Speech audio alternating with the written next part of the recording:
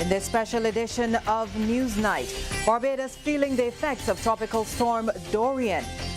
A last-minute rush for supplies as Barbadians prepared for the storm. Fisherfolk heeding the warnings to secure their vessels. And a not-so-usual response to the tropical storm warnings. Broadcasting from our studios in the Pine St. Michael, this is CBC Newsnight, starting now.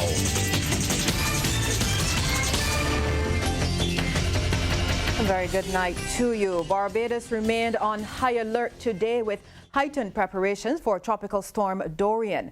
Officials encouraged all residents to take the system seriously as it appears on course to seriously impact the island. Well, the CBC has been providing coverage from 4 this afternoon, keeping viewers up to date on what's been happening. In this special edition of Newsnight, we'll take you through some of what occurred today and what could be expected tomorrow. We start with the latest on the storm with meteorologist Wayne McGarry. He is in the news center. Wayne, what's the latest you can tell us with Tropical Storm Dorian? Hey, good night, Lisa, and good night to our viewers. Again, the latest location is at 5 p.m. and that is 12.7 degrees north, 58.8 degrees west, or about 60 miles to the southeast of Barbados. Now, maximum sustained winds remain at 60 miles per hour. System is moving west-northwestward at 14 miles per hour. Now, the center of the system initially was expected to pass a little further south of the island.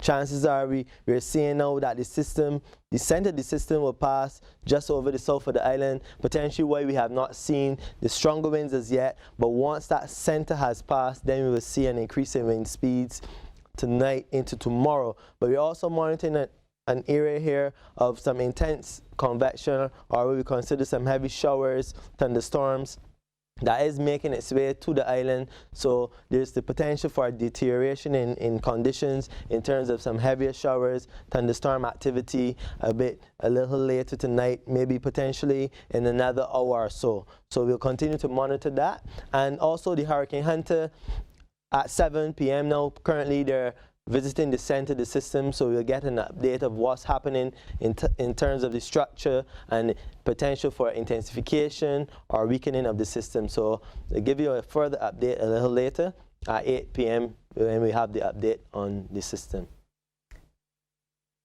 Thank you very much, Wayne. We'll keep watching a tropical storm Dorian, and we'll wait on you for that update.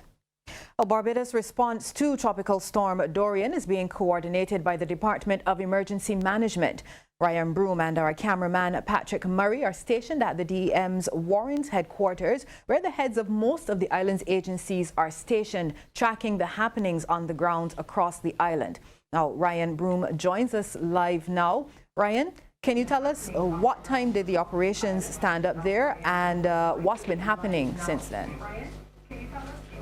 Hi, good evening, Lisa. Well, I guess as some viewers would have seen a short while ago, the acting education minister, Senator Lucille Moe, and the chief education officer, Karen Best, would have given an update on something pretty significant in terms of the shelters around the island. They would have indicated that we actually have a record number of people in the shelters tonight, more than 50 people, which is something that, as Ms. Best said, she's never seen before. And it seems to be an indication that Barbadians are taking this storm, tropical storm Dorian, very seriously, as we've seen already, even by the way that they've responded, going to the supermarkets, the gas stations, the hardware stores throughout the day. And it has been a hive of activity here at the DEM today as well. All of the emergency services responding, whether that is police, defense force, fire, and even the water authority playing its part to make sure that Barbadians who were already affected before this system came by outages and so on, that they were able to get water. And and as the chief would have also mentioned, they've ensured that the people who are at the shelters are getting the necessary care that they need throughout the night. As conditions start to deteriorate a little bit, we can actually see here at the DEM outside right now, the rain is starting to pick up. I know in some parts of the country, in St. Philip, etc., we have seen some deterioration as well in terms of the weather there. Lisa? Thank you very much, Ryan. We also talked about, in addition to Senator Moore and Mrs. Best, who are some of the other people at the DEM, and have you been speaking with them at all? Well, Lisa, I do have with me now Mr. Rudy Grant from the BHTA, just to give an update on what's happening in terms of the tourism side of things. Of course, we've had some flight cancellations throughout the day because of the airport closure, and some flight diversions as well. And I'm going to turn over to him now to give us an update on what has been happening throughout the day on that side of things. Good evening, Senator Grant. Hi, good evening. Thank you for having me. I can report that at this time, things are pretty settled. All of our visitors certainly staying at BHTA member properties are properly accounted for. No major issues reported at this time.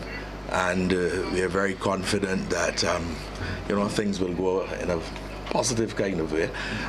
What is happening is that we do have representation at the Tourism Emergency Operations Center, and what we are doing is to constantly relate with our hotel members to get any updates, any issues, any challenges that they have. And of course, I'm here at the National Emergency Operations Center to relate as well with any issues or challenges which we may have. So, Senator Grant, no issues throughout the day in terms of, from the visitors' side, in terms of getting things done. I know we would have had a throng on the supermarkets, etc., for supplies and so on, and no issues in that regard? No, nothing major reported. We did have a situation where there were 2 visitors at the airport, but they were accommodated to their satisfaction. We did have a report that 2 visitors went to LESC, Lloyd Erskine Sandyford, but they were Caribbean visitors, and some Barbadians collected them and took them to their homes. So as far as we are aware, all of our visitors are properly accommodated. Okay, thank you very much. You're most welcome. And so there you have it, Lisa. That is the update from the tourism side. Obviously, there's so many working parts to this tropical storm Dorian in terms of the impacts that it has on the various sectors around the country. Like I said before, we heard from Senator Lucille Moore, the acting education minister, in terms of the shelters, and an indication there that Barbadians have come out to use the shelters tonight. Barbadians were in preparation mode ahead of the passage of Tropical Storm Dorian. Our Rianne Phillips has more. From early this morning, Barbadians flocked to many supermarkets to stock up on hurricane supplies. I'm now going to get a few things from the market, and they have water in place, and I'm all prepared. What are those few things you're going for? We're going to get some thin stuff. I already have some at home, and I'm going to get some thin stuff and some bread and some other little items. I come to pick up my natural stuff, nothing extra, my natural things, because I always have something on hand. Emerald City in St. Philip was one of the supermarkets of choice. I think people are taking this storm very seriously, and of yesterday we've been experiencing some tremendous shopping, including today. We are happy that we are able to respond to the customer to have everything that they want. The batteries, the canned meats, the torch lights, the water in particular. At some of the other establishments, people looking for last-minute supplies were left empty-handed and disappointed. That's because some stores just couldn't handle the numbers, so some people were left outside. Snaking lines were also seen at many pharmacies across the island as many tried to collect medication. We opened at 8 and we were forced to open earlier, about 15 minutes earlier to accommodate everybody else. Mainly repeats, diabetic medication, pressure medication. Some people are coming for asthmatic medication as well because they're concerned about the weather. A lot of inhalers. Most people are coming for allergies as well. But most people is pressure and diabetes. Rianne Phillips, CBC News. Thanks, Rianne. And while many Barbadians were crowding supermarkets and gas pumps for hours this morning, there were still some who were hard at work in their communities, clearing drains and debris. In his rounds across the island, Shane Jones actually ran into Agriculture Minister Indar Ware in his constituency, getting his hands dirty. When you're out on the road covering preparation stories, quite often you hit dead ends. And it's because of a dead end we hit while following another potential story that we quite coincidentally stumbled on two men clearing a drain. It's not until we got out of the vehicle here in Union St. Philip that we realized one of them was representative for the area and Agriculture Minister in Darweer. Now, he says after meeting with his constituency mobilization team earlier, the decision was made to get into the flood-prone communities. What we are seeking to do is, like what Dick is here doing, clear a number of the drains, because we can't rely on government resources only to get all this done. Every year around this time, my mobilization team and I, we will go out and we seek to mitigate as much flooding as possible in the constituency, and at the same time be proactive in putting together teams to respond rapidly in case we have like rooftops that are compromised or palings falling down, which is a common thing in the countryside. Minister Ware says the work is being done right across St. Philip South. There's a team in Jenswick currently as I speak that is also clearing the drains over there as well, because they tend to get a lot of flooding as well in certain areas. And wherever possible where we can mitigate this is what we're doing. I'm awaiting another crew now who will go to Bellier, and they would also do a similar thing to what is going on here. The cleanup is being done by the residents of the constituency. Shane Jones, CBC News. The Barbados Water Authority had a challenging morning as it put the last preparations in place for Tropical Storm Dorian. General Manager Keith Roy Halliday explains one of the challenges was at the Newmarket pumping station. For the past few days, technicians from the Barbados Water Authority were working on a pump failure at the Newmarket station. And General Manager Keith Roy Halliday says preparation for the storm compounded the issue. He says, however, technicians were able to restore service to the facilities at Hanson and Fort George, and any other work will be done once the all clear is given. We have been topping up our community tanks and securing them.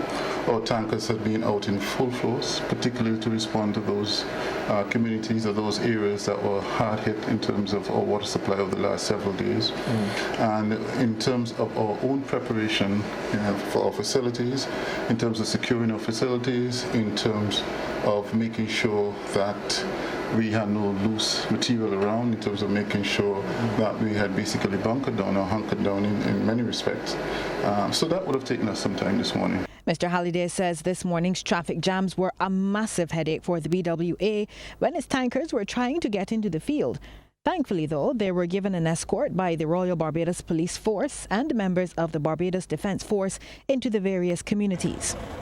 And once the system passes, Mr. Halliday says BWA staff will only mobilize when the all clear is given because their safety is paramount. Once the all clear has been given, the members of our EOC, or Emergency Operation Committee team, will meet. A number of assessors are sent out, and a number of electricians are sent out. And based on the assessment of damage, we collate that information, we analyze that information, and we also make sure that we're in a position to restart any of the pumping stations or facilities as necessary. But as we have said many times before, we must first conduct that assessment and that check. And we do so as well in collaboration with our partners, our colleagues or other Barbados Light and Power. Mr. Halliday also wants people to think about the needs of their neighbours as well. There are some who may not have been able to store adequate amounts of water, and we would like that everyone continues to be judicious with the use of water. We never know what can happen, and continue to manage your water use very carefully. For those who are doing water harvesting, in the event that you do need to use that water, there's some simple rules to comply with, and the Ministry of Health will likely speak to that. But certainly boil your water, and a little bit of bleach and certain dosage will help as well. The BWA's general manager also stressed, above all, that Barbadians need to obey the instructions of the Department of Emergency Management. Fisherfolk were among those heeding the advisories to take all precautions ahead of the passage of Tropical Storm Dorian. Anne-Marie Burke reports on some of the operations on the south of the island. Over oysters, the fishermen and boat owners were seen securing their vessels, pulling them safely to shore, all in preparation for the passage of Tropical Storm Dorian. The advisory for small craft operators has been in effect from the time the island was placed on storm watch. With strong winds and massive sea swells expected, these fisherfolk were taking no chances.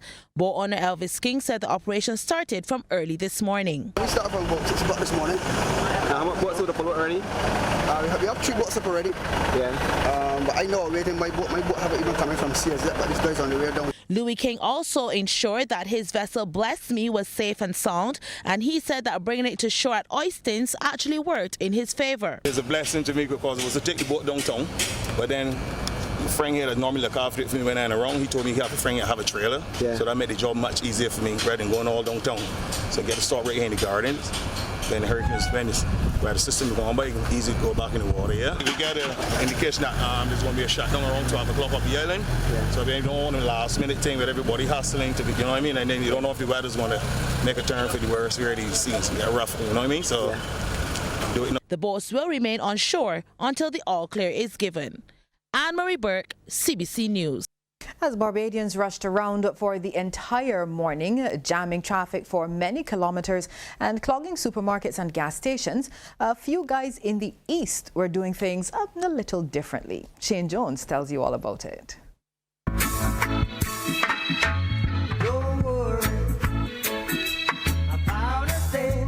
These were the scenes at Seaview Bar in Bathsheba this evening. While people were frantically battening down the hatches and making all of their last-minute checks, these guys were liming, having some beverages and slamming dominoes. Now we can stress the importance of preparation and taking these systems seriously, but some Bajans aren't so convinced. Normal day to me with bad weather. It's not that I don't think it will pass, but for me it's just simple. Prepare for it, but don't be too over-prepared. But sometimes people will get carried away about it and stuff like that. To me, it's any other day. Ronald Mears spent the morning in the sea. In the morning, I went fishing and I catch a cracker valley that is like 9 pounds, you know, and I was real happy because in this kind of weather, fishes run around and what's not. Kenny says after getting his house in order, he thought he might enjoy a lime. I spent most of the morning at work, getting my business ready, getting everything set up for over there. Came back home, did all I could do really to sort out my house. And other than that, I was heading home. I saw the shop was open. I said I could as well. Ryan Kalman placed a little more emphasis on preparation, but he is still doubtful that the storm will have a heavy impact. We always have non-perishable stuff at home, so it wasn't any hassle to get anything. I'm not usually out here, but as the storm coming, that's come to show the young fellas to have a little life. Tonight, what happens, happens. I don't expect anything too major given that, but you know, you'll be hearing the sea stuff like back in the days of Thomas. So I don't expect this one to be too bad tonight. Well, we hope that they stay safe. Shane Jones, CBC News. Thanks, Shane. Well, all around the island, people have been making every effort to be ready for the passage of Tropical Storm Dorian. Anne-Marie Burke hears just how some of them feel about the pending weather system. While many like Glenroy Miller were focused on securing their homes in preparation for Tropical Storm Dorian, this resident wanted to be referred to as Mr. Norbrega ensured that his livestock was secure and that adequate food was left for them as they too braced to weather the pending storm. Mr. Norbrega, who rears chickens, ducks and sheep, said it was just as important to ensure the animals were taken care of. When I heard about the storm, I decided, well, you know, there's preparation have to be made for the animal. So from since morning, I was here trying to, you know, do some preparation for the animal. A lot building the pen, making sure that things in position so that could stand a little of the storm, if not all. Meanwhile, visitors Leanne Asher and David Thorpe were out taking in the cool breezes by Freights Bay in Christchurch. Thorpe, who is a regular to the island to visit family, said this is not the first time he has to weather a storm in Barbados, but this time around it seems a lot more serious. For me, I think that would be the telling factor. Usually the sea changes dramatically. Also the sky, Barbados, you know, most of the time is bright blue skies, hot sunshine. You get a good breeze, but it's not as breezy as it is at the moment. So So, you know, these factors really would suggest to me that, yeah, the storm is quite a big one and it's quite close. For 73-year-old Alex Seeley, who in 1955 experienced Hurricane Janet, he had this advice as we brace for Dorian. Just advise yourself to keep calm and cool and hope for the best and protect yourself. But some people go, if they go during the hurricane, they say to not do that. Right, why? You got to stay inside till everything calm. Anne-Marie Burke, CBC News. Well, thanks once again, Anne-Marie. And several flights to and from Barbados on regional carriers, Liat and Caribbean Airlines were cancelled as a result of the passage of Tropical Storm Dorian. They include flights from Dominica, St. Vincent, Antigua and Grenada. Liat is advising affected passengers all change fees and fare differences will be waived for travel within the specified rebooking period. The airline, meanwhile, will continue to operate its normal flight schedule in the unaffected territories in the network. Now, once again, really, to weatherman Wayne McGarry. Wayne, I know that there is the official update that's coming at 8 o'clock on Tropical Storm Dorian, but what else can you tell us now? Yeah, okay, all right. Thank you, Lisa. Good evening to our viewers. Now, the Tropical Storm Dorian, as we know, is affecting the island. We have cloudy to overcast skies. I got reports from various people across the island now. Winds are picking up. We had occasional gusts, occasional showers as well, light rain, but the wind speeds are definitely picking up as per reports from across the island. Now, the maximum temperature today, this only reached 30 degrees Celsius, of course, with all that cloud knocking around. And this was up from a minimum temperature of 24 degrees Celsius. Now, presently, the temperature is 27 degrees Celsius, humidity 84%, and the winds are from the east-northeast at 33 kilometers per hour, so we can see that the wind speeds are picking up. Now, taking a look at Dorian, again, at 5 p.m. we'll soon get an updated position on this system and a bit more information.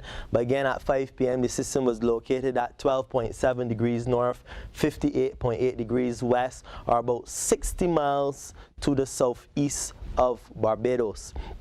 Maximum sustained winds 60 miles per hour, and the system is moving towards the west-northwest at 14 miles per hour. Now, this system, of course, we continue to monitor the progress of this system. Again, as I said, we'll get an update around 8 o'clock. The Hurricane Hunter is investigating the system, but also there's a tropical storm warning in effect for Martinique, St. Lucia, as well as St. Vincent and the Grenadines. So even after the passage of this system for our island, these islands too will experience some impacts. So of course we continue to pray for ourselves, but we will pray for our neighbors as well.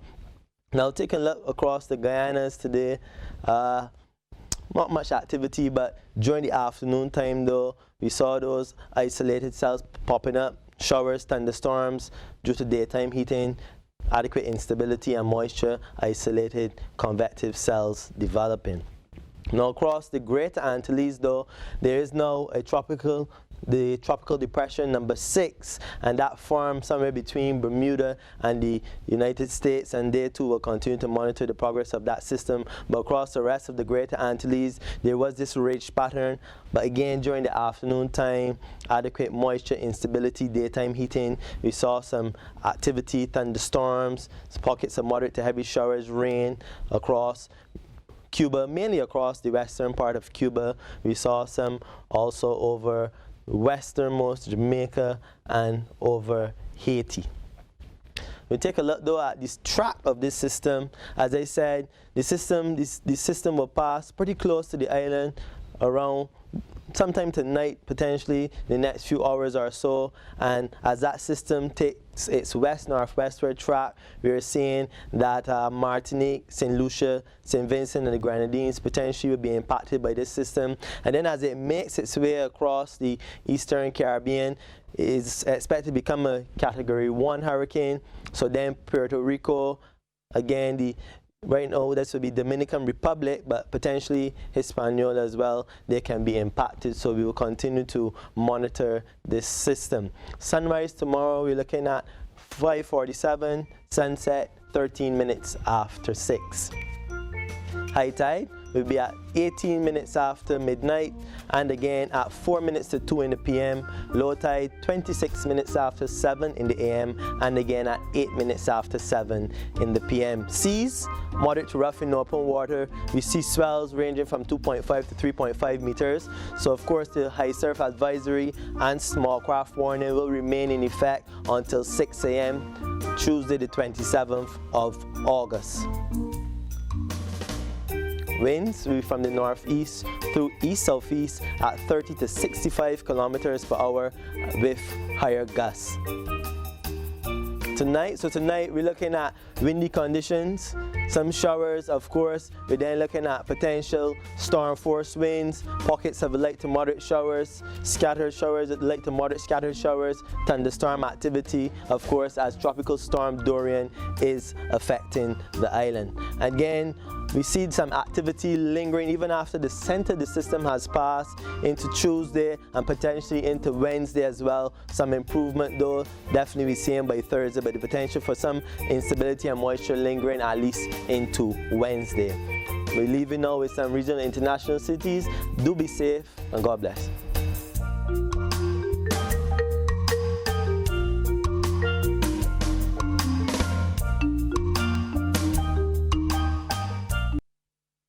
Mindful of the threat posed by the advancing tropical storm Dorian to the Eastern Caribbean, several cruise lines have changed their itinerary. They include Royal Caribbean, Harmony of the Seas, Allure of the Seas, and Symphony of the Seas. Royal Caribbean says it is making sure guests covered under various cruise deals are not inconvenienced by the potential bad weather conditions. Harmony of the Seas has changed from its Eastern Caribbean itinerary to a Western Caribbean itinerary. We've spoken to Carriacou, and Carriacou have been activated. The Emergency Operations Center will be operating. Well, a hurricane watch was issued by the government of St. Lucia for that island. Tropical storm warnings are in effect for St. Vincent and the Grenadines and Martinique, and a tropical storm watch is in place for Dominica, Grenada and its dependencies, and the Dutch islands of Saba and St. Eustatius. Sylvan McIntyre of Grenada's National Disaster Management Agency expects its small territories of Carriacou and Petit Martinique to be affected the most.